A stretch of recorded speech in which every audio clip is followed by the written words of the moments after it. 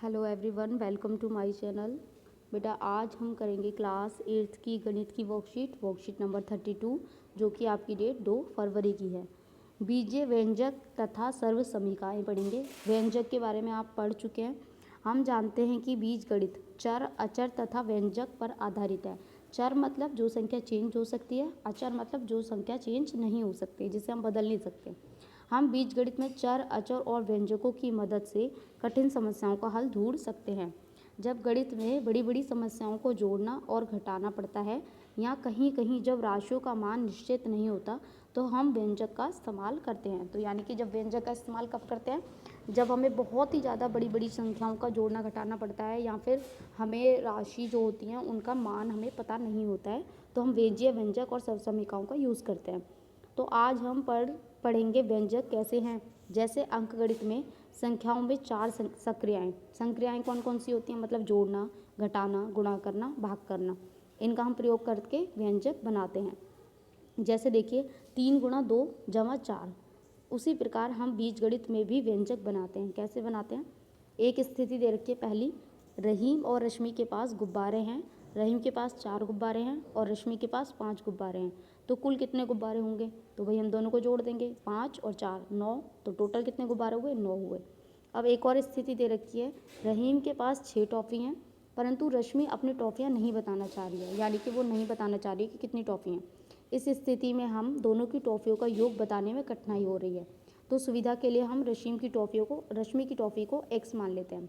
तो रश्मि की जो टॉफ़ी हैं, रश्मि की जो टॉफ़ी है वो हमारी क्या हो जाएंगी? हमने उसे x मान लिया। जो हमें चीज़ें नहीं पता है हम उसको x, y, z कुछ भी मान सकते हैं, ठीक है। यानी कि तो कुल 4 संख्या होती है। कुल टॉफ़ी कितनी हो जाएंगी? रहीम की और रश्मि की टॉफ़ी। तो रहीम की कितनी टॉफ़ी है? 6, और उसकी कितनी है? x। तो 6 + x कितनी टोटल टॉफ़ी हो गई। चर जो राशि है उसके स्थान पर हम अंग्रेजी भाषा के अक्षरों का प्रयोग करते हैं, x, y, z, a, b, c, p, g इत्यादि। यानी कि जो x है इसकी जगह आप अंग्रेजी की जो आपकी वो अल्फ़ाबेट्स होते हैं ABCD, आप कुछ भी यूज़ कर सकते हैं। ऐसा नहीं है कि आपको x से लिखना है। उपरोक्त स्थिति में कुल टॉफ़ियों की संख्या निकालनी संभव नहीं थी, परंतु चर राशि को x मानते ही समस्या हल हो गई। तो अब आगे देखते हैं। अध्यापिका ने कक्षा में 3 छात्रों को, जिनके नाम संचित, गुरलीन और अब्दुल है, उनको बुलाकर तीनों को कुछ पेंसिल दी। संचित को 4 पेंसिल दी, गुरलीन को 3 पेंसिल मिली और अब्दुल को कुछ पेंसिल मिली। कुछ का मतलब हमें नहीं पता कितनी मिली, तो हम उसको x मान लेते हैं। तो कुल कितनी हुई भाई? कुल कितनी पेंसिल दी? तो 4 तो उसको मिली, 4 + 3 जमा, और हमने अब्दुल को x मान लिया तो x हो गया। तो 4 और 3 इनको हम जोड़ सकते हैं। तो 4 और 3 कितना हुआ? 7। तो 7 + x, टोटल कितनी पेंसिल हुई? 7 + x। अब देखिए क्वेश्चन दे रखा है, नीचे की तालिका को पूरा कीजिए। ये देखिए स्वाति है, स्वाति को कितनी पेंसिल मिली? 5 पेंसिल मिली, ठीक है। और मुकेश को कितनी मिली? 5 मिली। तो दोनों को कितनी पेंसिल मिली? तो p जमा 5 हो जाएगा। टॉफ़ी देखो, स्वाति को m टॉफ़ी मिली और मुकेश को कितनी टॉफ़ी मिली? 2। तो टोटल कितनी टॉफ़ी हो गई? m + 2। स्वाति को कितनी कॉपी मिली? 8। मुकेश को कितनी कॉपी मिली? t। तो ये दोनों की मिला के कितनी हो जाएंगी? 8 + t, ठीक है। चलिए आगे बढ़ते हैं। निम्नलिखित को मौखिक कथनों को व्यंजक में बदलें। राम कह रहा है कि मेरी आयु x वर्ष है। राम की एज कितनी है? x साल का है वो। पिताजी कह रहे हैं मेरी आयु तुमसे 3 गुनी है, यानी कि 3 गुनी का मतलब 3 गुणा x। तो कितनी आयु हो गई? 3x हो गई। उसका भाई कह रहा है मैं तुमसे 2 साल बड़ा हूँ।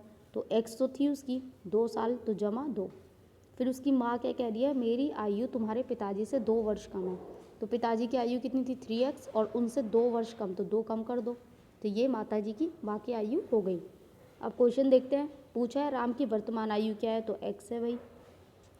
पिताजी की वर्तमान आयु क्या है? अभी हमने निकाली है, 3x है। माँ की वर्तमान आयु क्या है? 3x - 2 है, ठीक है। भाई की वर्तमान आयु क्या है? x + 2, ये हमने निकाल दिया है। अब नीचे क्या पूछा है? माँ और भाई की आयु का योग। अब इन दोनों को आपको जोड़ना है, माँ और भाई की एज। तो माँ की एज कितनी थी? 3x - 2, और भाई की एज कितनी थी? x + 2। इन दोनों को हम जोड़ देंगे। तो यहाँ देखिए 2 से 2 हट गया, तो आपका क्या बचा? 3x, और x को जोड़ोगे तो 4x। तो उन दोनों की एज जो है, उन दोनों की जो आयु है, उसका योग क्या हो जाएगा? 4x हो जाएगा। तो यहाँ आपकी वर्कशीट कंप्लीट होती है। आई होप आपको अच्छे से समझ में आई हो। तो प्लीज़ चैनल को लाइक करें, सब्सक्राइब करें, कमेंट करें और अपने फ्रेंड्स के साथ शेयर ज़रूर करें।